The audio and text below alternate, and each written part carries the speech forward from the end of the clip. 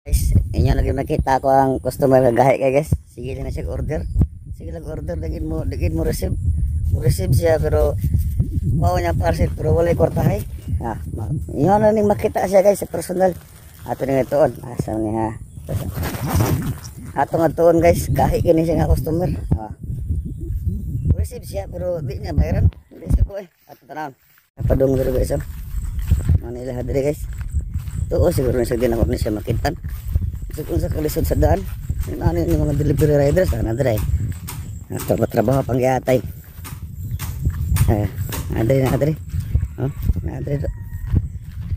Nadre. Trabaho. Kusok ini mga order ni mga yatay, digin mo receive.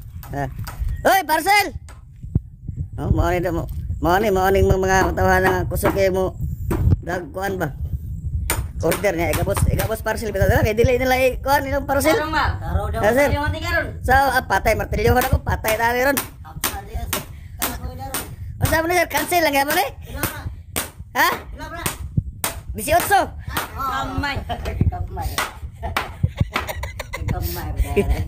Gamay niya may kwarta. Kunyara gawin ka balik.